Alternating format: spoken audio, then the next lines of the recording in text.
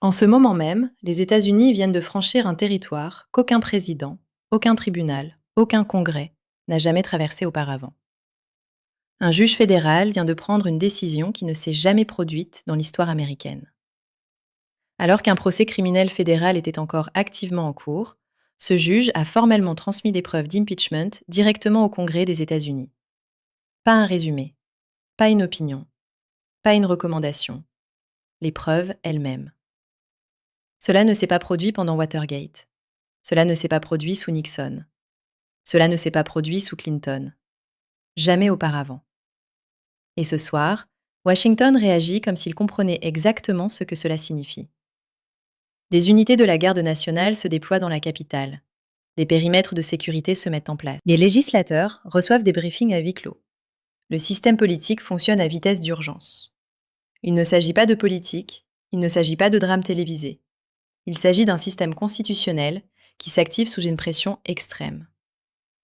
Quelques heures seulement avant ce renvoi judiciaire sans précédent, quelque chose d'autre s'est produit qui a choqué même les observateurs les plus aguerris des tribunaux.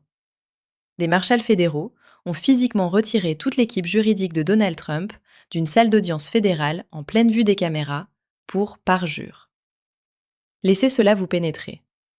Pas pour inconduite, pas pour violation du décorum, pour parjure sous serment. Et au lieu de simplement poursuivre le procès, le juge a intensifié la situation. Il a pris une décision qui a instantanément fait s'effondrer les délais sur lesquels les présidents s'appuyaient depuis des décennies. Le retard a disparu. La temporisation a disparu. L'horloge est désormais judiciaire, non politique.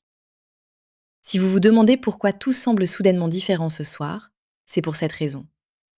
Parce que lorsqu'un juge fédéral envoie des preuves d'impeachment au Congrès, pendant qu'un procès est encore en cours, cela signale une chose, et une seule.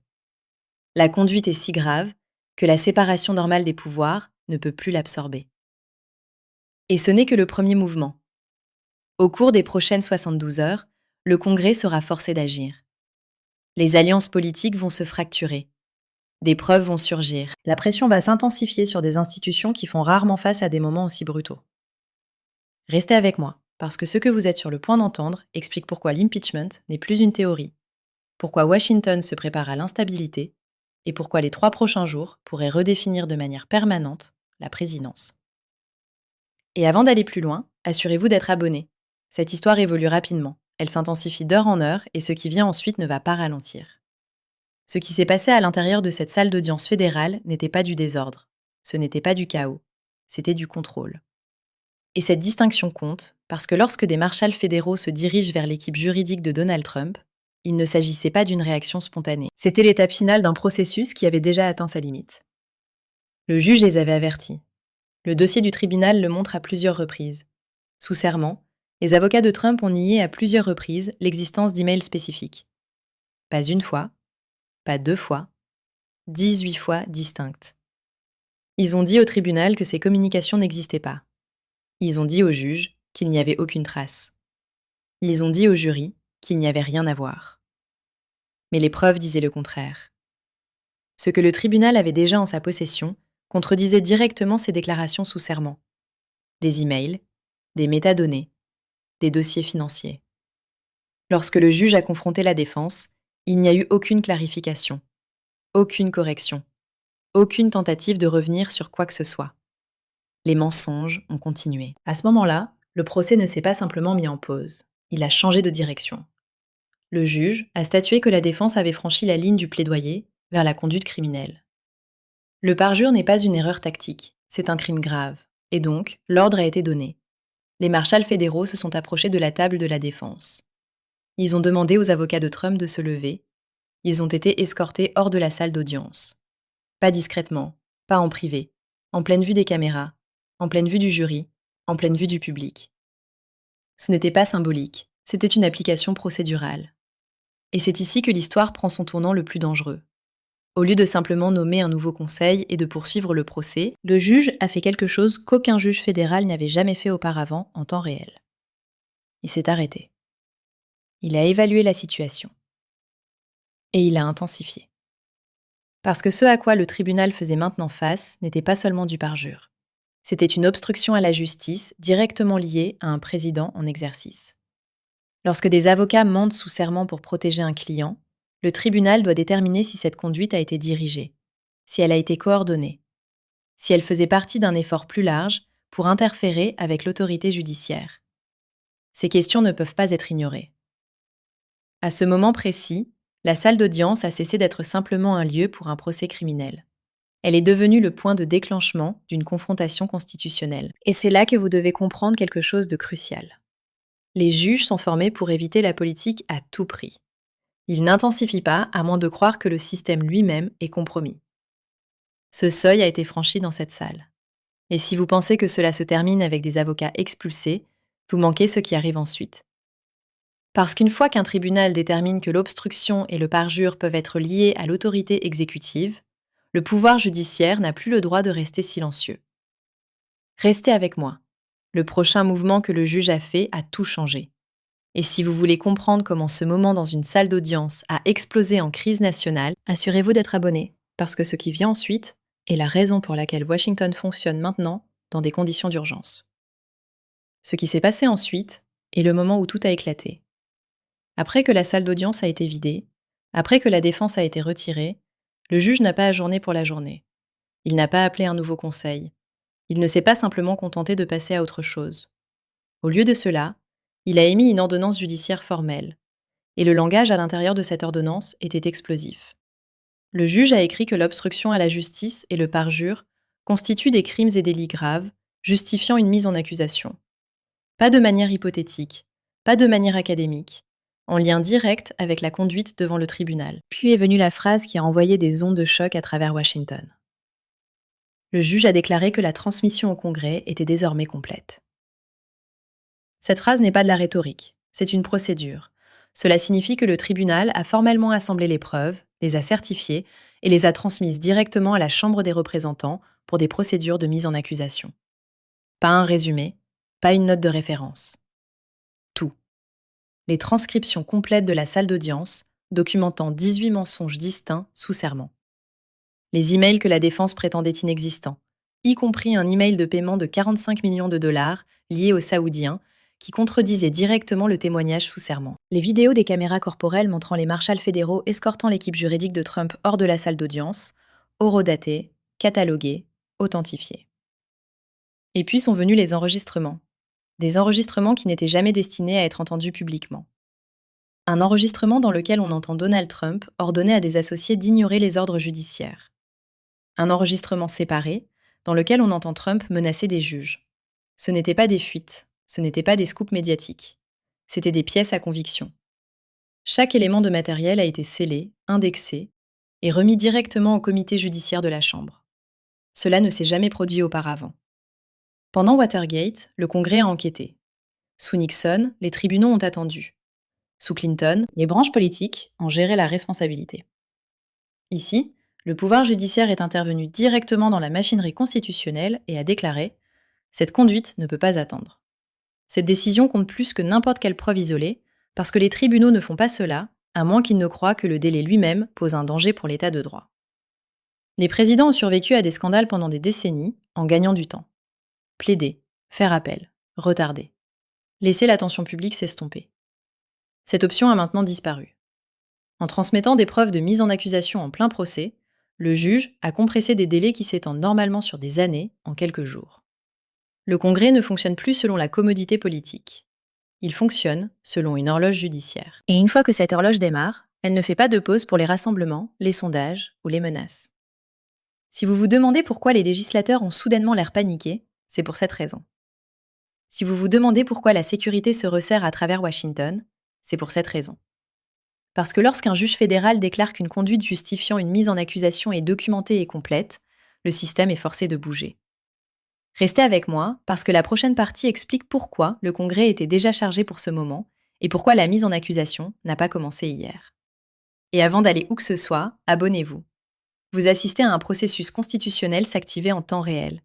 Et ce qui vient ensuite est là où les chiffres rendent cela inévitable. Voici la partie que beaucoup de gens commencent seulement maintenant à comprendre. Ce qui s'est passé dans cette salle d'audience n'a pas créé la mise en accusation. Cela l'a activée. Parce que le Congrès était déjà préparé. Bien avant que le juge ne transmette ses preuves, une résolution de mise en accusation de la Chambre était discrètement en place. Pas précipitée, pas réactionnaire, dormante mais complète. La résolution 2387 de la Chambre.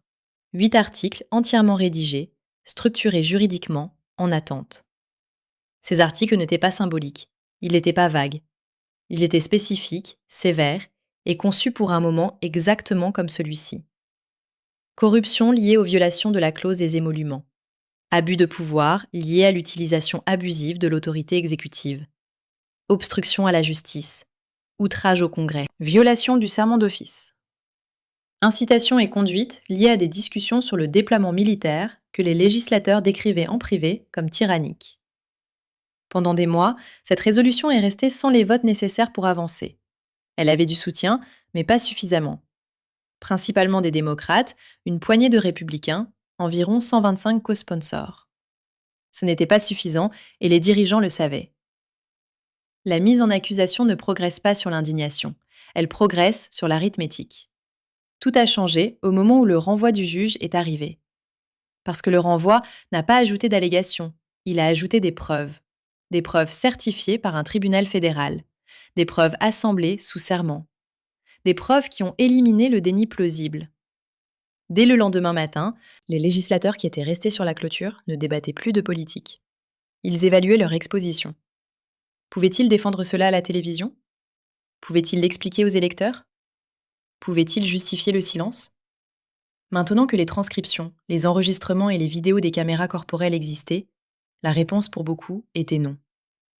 Les noms ont commencé à apparaître sur la résolution à toute vitesse.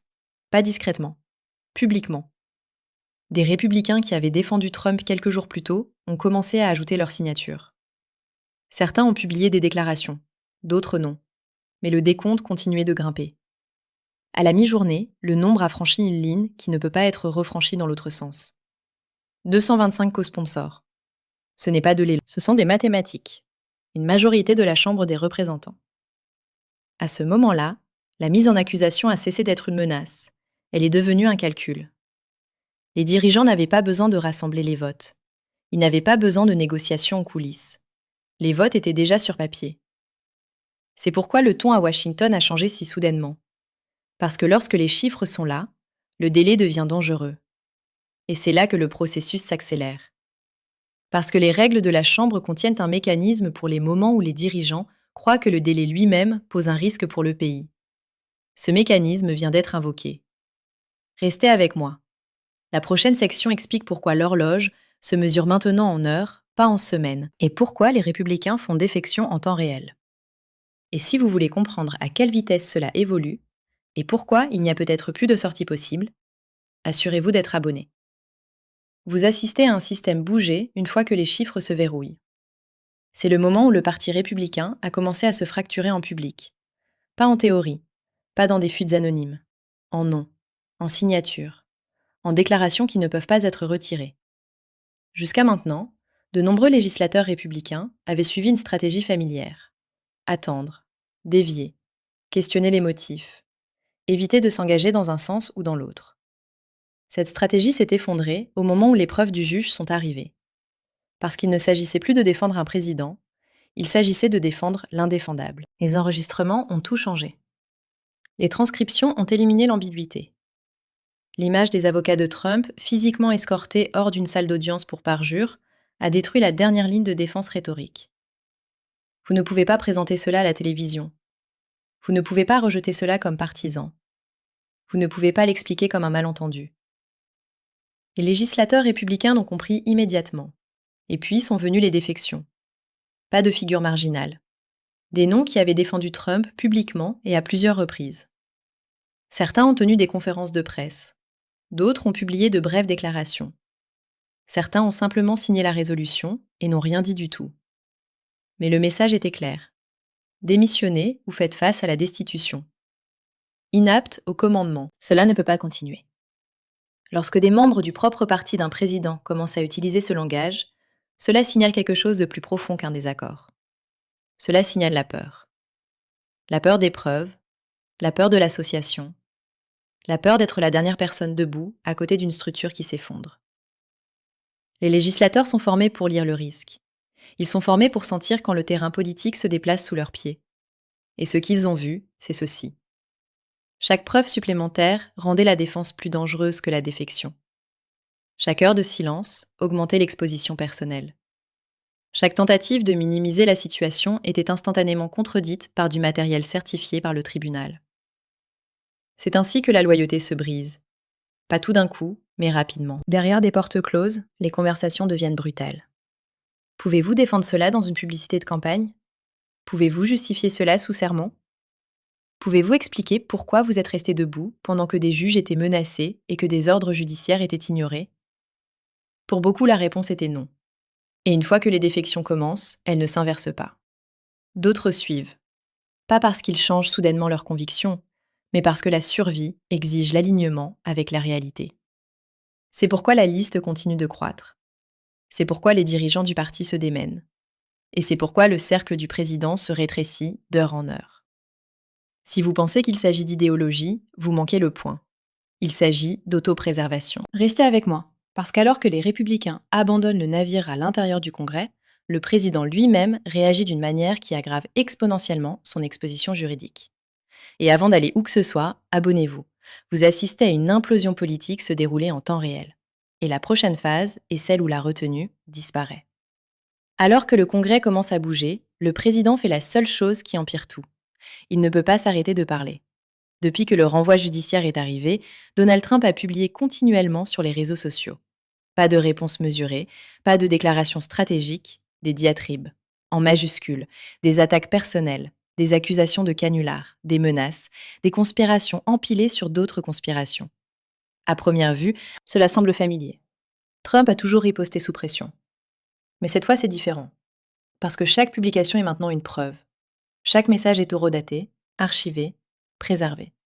Lorsqu'un président attaque des juges pendant qu'il est sous révision judiciaire active, ce n'est plus de la rhétorique. C'est de l'intimidation de témoins. Lorsqu'un président appelle à la résistance contre le Congrès exerçant son autorité constitutionnelle, ce n'est plus de la parole. C'est de l'incitation. Et puis est venue la publication qui a déclenché les alarmes à travers Washington. Une menace directe de guerre civile si le Congrès le destitue. Cette phrase compte. Un président en exercice menaçant une guerre civile en réponse à une mise en accusation n'est pas de l'hyperbole politique. C'est une ligne rouge. Les agents d'application de la loi traitent des déclarations comme celle-là comme des signaux, pas comme des opinions. Des signaux. C'est pourquoi les unités de renseignement surveillent maintenant les communications extrémistes. C'est pourquoi la posture de sécurité a changé, du jour au lendemain. C'est pourquoi les plans de contingence sont activés. Les alliés de Trump comprennent cela, même s'ils ne le diront pas publiquement. Ils observent son comportement passer de défiant à erratique, d'agressif à déstabilisant. Et le danger n'est pas seulement politique. D'un point de vue juridique, Trump construit un dossier que les procureurs n'auraient pas pu mieux écrire eux-mêmes. Les menaces contre les juges renforcent les affaires d'obstruction. Les appels à défier le Congrès soutiennent les allégations d'outrage. Le langage apocalyptique appuie les arguments sur l'instabilité et l'aptitude à exercer la fonction. Il ne se défend pas, il raconte sa propre exposition. C'est à quoi ressemble l'effondrement en temps réel. Un président qui comptait autrefois sur l'ambiguïté crée maintenant la clarté. Un président qui comptait autrefois sur le délai accélère maintenant les conséquences. Et Washington le voit. En coulisses, les responsables ne débattent pas de savoir si Trump intensifie la situation. Ils planifient en partant du principe qu'il continuera à intensifier. C'est pourquoi la retenue a disparu. C'est pourquoi la patience s'est évaporée. C'est pourquoi les institutions se durcissent au lieu d'hésiter. Restez avec moi, parce que le comportement de Trump ne se produit pas dans le vide. Il est directement lié à la raison pour laquelle Washington est maintenant verrouillé, pourquoi la garde nationale a été déployée, et pourquoi la prochaine phase de cette crise passe de la rhétorique à la préparation. Et avant de continuer, abonnez-vous. Vous assistez à un moment où les mots cessent d'être du bruit et commencent à devenir des déclencheurs. Washington ne fonctionne plus dans des conditions normales. Ce n'est pas un exercice, ce n'est pas symbolique. Des unités de la garde nationale ont été déployées à travers la capitale. Des barricades se dressent autour des bâtiments gouvernementaux clés. Les périmètres de sécurité s'étendent d'heure en heure. La présence policière est partout. Les responsables ne réagissent pas aux manifestations, ils réagissent aux risques. Dans les rues, deux Amériques commencent à se former en temps réel. Des groupes pro-Trump se rassemblent, criant des accusations de persécution et de pouvoir voler. Des manifestants anti-Trump exigent la destitution immédiate, scandant que l'état de droit doit être appliqué. Ce n'est pas un environnement de rassemblement politique, c'est un environnement de pression. Les autorités se souviennent de ce qui se passe lorsque la rhétorique est ignorée. Le 6 janvier n'est pas un souvenir, c'est une connaissance opérationnelle. Les agences savent exactement à quelle vitesse les menaces en ligne peuvent se transformer en actions physiques. Elles savent à quelle vitesse la désinformation se propage. Et elles savent que lorsqu'un président en exercice utilise un langage comme guerre civile, cela change la façon dont les gens se comportent. C'est pourquoi la réponse est stratifiée. Présence uniforme pour la visibilité, surveillance du renseignement pour la coordination, unité de réponse rapide en attente. L'objectif est la dissuasion, pas la confrontation. À l'intérieur de Washington, l'ambiance est décrite par les responsables comme tendue mais concentrée. Pas de panique, pas de chaos, de la préparation. Les membres du Congrès reçoivent des conseils sur les protocoles de déplacement. Les membres du personnel sont invités à travailler à distance. Les plans d'urgence sont révisés. C'est à quoi cela ressemble lorsque les institutions prennent les menaces au sérieux. Et ne vous y trompez pas, elles traitent les mots du président comme un environnement de menace. Pas parce qu'elles veulent intensifier, mais parce que l'échec de se préparer serait de la négligence. C'est pourquoi le ton a changé si brusquement. Il n'y a aucun appétit pour le délai, il n'y a aucune tolérance pour l'ambiguïté, il n'y a aucune marge d'erreur de calcul. Le système se prépare. Restez avec moi. Parce que pendant que Washington se verrouille à l'extérieur, quelque chose d'aussi grave se déroule à l'intérieur. Plusieurs voies vers la destitution bougent maintenant en même temps. La mise en accusation n'en est qu'une. Et avant d'aller où que ce soit, abonnez-vous. Vous assistez à une crise nationale passée de la théorie à la préparation. Et la prochaine phase explique pourquoi Trump est maintenant acculé sur tous les fronts. À ce stade, il est essentiel de comprendre quelque chose. Donald Trump ne fait plus face à une seule menace. Il fait face à plusieurs mécanismes de destitution qui bougent en même temps. Et aucun d'entre eux ne nécessite sa coopération. Le premier est la mise en accusation. Ce processus est maintenant actif, accéléré, et fonctionne selon un calendrier judiciaire. Une fois que la Chambre vote, la Constitution impose l'étape suivante. Un procès au Sénat. Ce procès n'est pas optionnel, il ne dépend pas de l'humeur politique.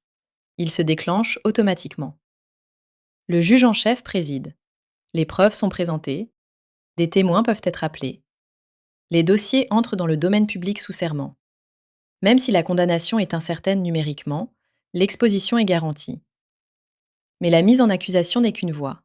Parallèlement, les enquêtes criminelles avancent. Les preuves transmises au Congrès ont également été transmises au procureur. Parjure, obstruction à la justice, intimidation de témoins.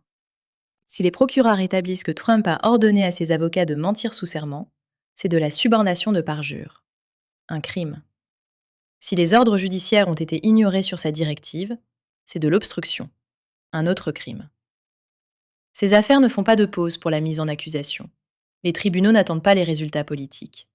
Des grands jurys ne s'arrêtent pas parce qu'un président est en colère. Ensuite, il y a l'option que personne ne voulait discuter, mais qu'on ne peut plus ignorer. Le 25e amendement. Des conversations discrètes auraient lieu entre le vice-président et les membres du cabinet. Pas sur la politique, sur la capacité.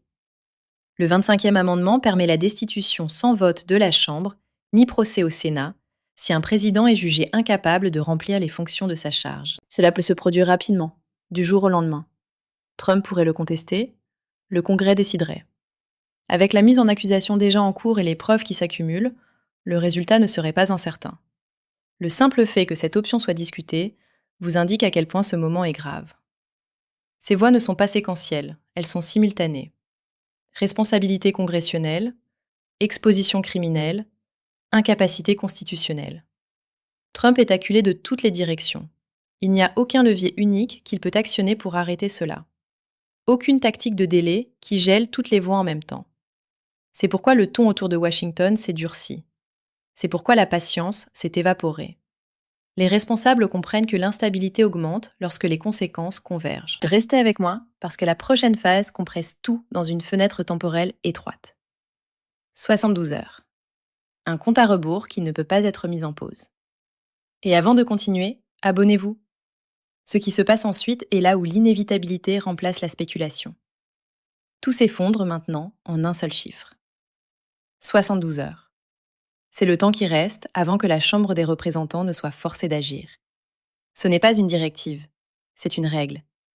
Un mécanisme procédural conçu pour les moments où les dirigeants du Congrès déterminent que le délai lui-même pose un danger pour le pays. Cette règle a été activée. Une fois invoquée, il n'y a aucune discrétion, aucune capacité à ralentir le processus, aucune marge pour des négociations à huis clos. L'horloge démarre et elle ne s'arrête pas. C'est pourquoi l'atmosphère à Washington semble différente. Parce que la politique a été remplacée par le timing. Les membres ne débattent plus de savoir si la mise en accusation est sage. Ils se préparent pour un vote qui arrive indépendamment de leurs préférences. Les mathématiques sont déjà sur papier. 225 co-sponsors ont publiquement engagé une majorité. Même si pas un seul législateur supplémentaire ne se joint, la mise en accusation passe. Cette réalité change le comportement instantanément. Les législateurs qui attendaient de voir dans quelle direction le vent souffle courent maintenant contre la montre. Les défections s'accélèrent non pas parce que les esprits changent, mais parce que le délai augmente le risque. Chaque heure apporte de nouvelles déclarations. Chaque heure apporte de nouvelles preuves. Chaque heure augmente la pression sur ceux qui restent silencieux. Et le silence devient visible. Pour le président, le temps n'est plus un bouclier. C'est l'arme utilisée contre lui. Chaque publication sur les réseaux sociaux s'ajoute au dossier. Chaque intensification resserre l'affaire. Chaque tentative d'intimidation durcit la résolution institutionnelle. Il n'y a pas de bouton pause. Les 3 prochains jours ne sont pas seulement un compte à rebours vers un vote. C'est une fenêtre pendant laquelle des preuves supplémentaires peuvent surgir. Des républicains supplémentaires peuvent faire défection. Une exposition juridique supplémentaire peut émerger. C'est pourquoi les responsables ne dorment pas. C'est pourquoi la sécurité reste élevée. C'est pourquoi les plans de contingence sont révisés heure par heure. Parce qu'une fois que la Chambre se réunit, l'ambiguïté prend fin. Restez avec moi parce que la dernière section explique pourquoi, indépendamment de la façon dont le Sénat vote finalement, rien de cette présidence ne survit intact après ce moment. Et avant d'aller où que ce soit, abonnez-vous. Le compte à rebours est réel et le résultat final va remodeler le pouvoir américain. Lorsque la Chambre se réunira finalement, cela ne semblera pas dramatique, cela semblera inévitable. Parce qu'à ce moment-là, le résultat sera déjà verrouillé par les preuves, le processus et le temps. C'est l'erreur que beaucoup de gens font lorsqu'ils essaient de comprendre des moments comme celui-ci. Ils cherchent un vote unique, un discours unique, un tournant unique. Mais cet effondrement ne s'est pas produit en un instant. Il s'est produit de manière procédurale. Une fois que la mise en accusation passe de la théorie à l'action, la présidence elle-même change. L'autorité se fracture, l'influence disparaît, chaque décision devient contestée, chaque ordre questionné. Le pouvoir, une fois brisé, ne se réassemble pas. Même si le Sénat échoue finalement à condamner, les dégâts ne s'inversent pas. Un président mis en accusation sous ce volume de preuves ne récupère pas le contrôle du Congrès, ne récupère pas la confiance des alliés, ne récupère pas la liberté de mouvement au sein du gouvernement. La gouvernance devient friction. C'est pourquoi la planification de contingence se produit partout. À l'intérieur des agences fédérales, à l'intérieur du Congrès, parmi les alliés à l'étranger. Des scénarios sont cartographiés discrètement. Démission, destitution, incapacité. C'est à quoi ressemble la gestion de crise constitutionnelle lorsque les garde-fous sont sous tension maximale. Pendant des décennies, les présidents ont survécu en retardant, en plaidant sans fin, en laissant la tension s'estomper, en laissant les élections intervenir. Cette ère s'est terminée lorsque le juge a transmis les preuves en plein procès. L'horloge n'est plus politique, elle est judiciaire. Et les horloges judiciaires ne se soucient pas des rassemblements, de la messagerie ou des menaces. Ce qui reste maintenant, c'est le processus. Froid, méthodique, implacable. La seule force que Donald Trump n'a jamais pu dominer. Ce n'est pas la fin d'une histoire, c'est la fin d'une illusion. L'illusion que le pouvoir dépasse la loi. L'illusion que les conséquences peuvent toujours être reportées. L'illusion que l'autorité est personnelle plutôt que constitutionnelle. Ce qui se passe ensuite déterminera plus qu'une présidence. Cela déterminera si l'autorité constitutionnelle a encore du poids aux États-Unis. Et cette décision n'est plus entre les mains de Donald Trump. Elle appartient au processus. Si vous voulez suivre ce qui se passe ensuite, alors que cela se déroule heure par heure, assurez-vous d'être abonné. Parce qu'une fois que l'ambiguïté disparaît, les événements bougent vite et l'histoire ne ralentit pas.